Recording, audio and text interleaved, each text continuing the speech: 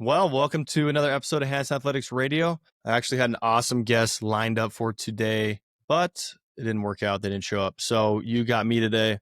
This will be a short episode. Just going to talk a little bit about some information I took in on X that I love today that really relates to what I see with athletes and over my last 13, 14 years of coaching athletes and working with individuals and humans.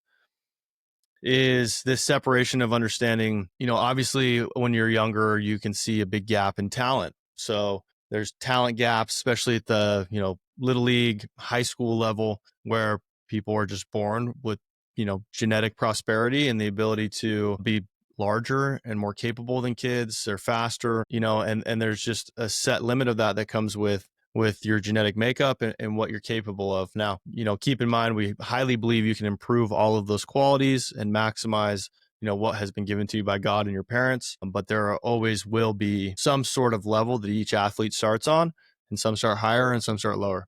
But what I loved was this video I saw talking about, and I'll read it word for word at first. When talent meets talent, talent is no longer enough. Now it's about character. Now it's about preparation. Now it's about consistency. And now it's about who is relentless, who wants it the most. And this can apply well beyond, just sports. And this is life. So as you make it through the upper echelons of sport, jobs in life, as you progress in your marriage, in your relationship with your kids as parents, you're going to start to, meet at a level higher challenges. So talent meets talent. So when you get to that collegiate level, now you're playing against people that all were stars on their high school team.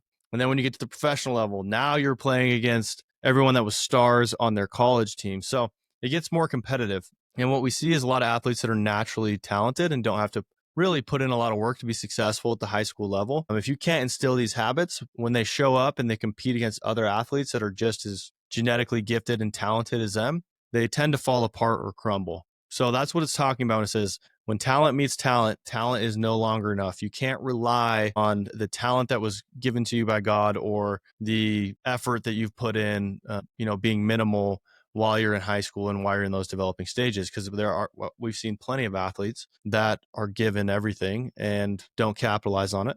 We also see athletes that aren't given a lot that work really hard and maximize what they have and get an opportunity to compete at that next level.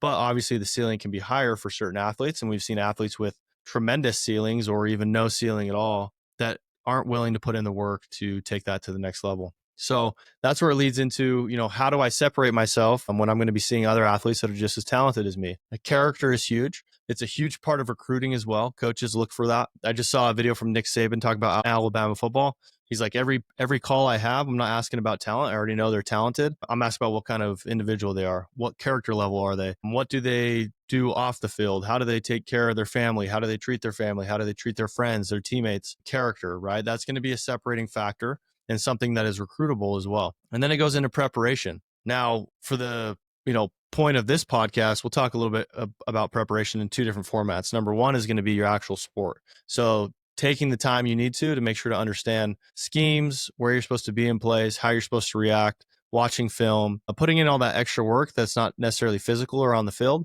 but preparing the mind and the body to feel like it's already been in situations before and be able to capitalize when that situation presents itself in real life. That could also carry over to your skills training. So if you're a basketball player, making sure you get in the shots every day, right? Get out, get your shots up, practice. That's part of your preparation. And then lastly, the strength conditioning side that we do, your speed and strength, right? Have you built that up and prepared to be able to display those skills and talents and stay healthy throughout the season? Or have you been lazy? Have you been playing Fortnite? Have you been, going out and hanging out with your friends late instead of going to bed and waking up and working out? So preparation is going to be huge. It's going to be something that, again, is a separating factor. So you got your character and you have your preparation, just for a little recap.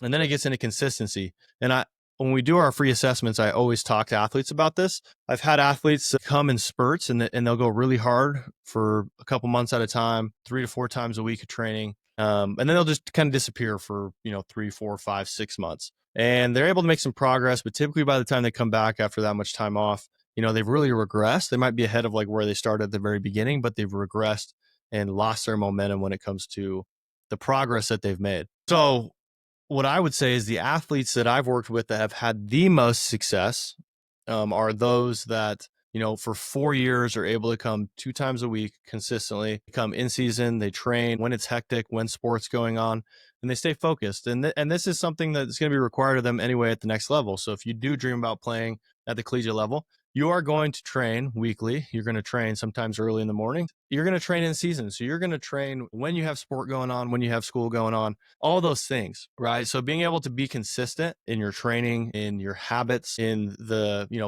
habits that you create to back up what you say you want. So if you really want to play at the collegiate level, you need to have consistency in those manners. You also need to have consistency in your schoolwork. You need to have consistency in the way you treat your teammates, in how you take coaching from a coach. All those things play into this. And again, that consistency oftentimes will really point back to character development. So if you want to be someone of high character, typically people I've met with high character have a large breadth of experience of being consistent and focusing and staying in one thing, even when it gets hard, even when it's challenging, you're tired, being able to be consistent. And then also in your recovery, right? So just taking care of all the little things that need to be taken care of. And then lastly, this is something that is required really to make it to the highest levels, is you have to be relentless. You have to want it more than the athletes around you. You have to truly want it with your actions, with your words, with your mindset.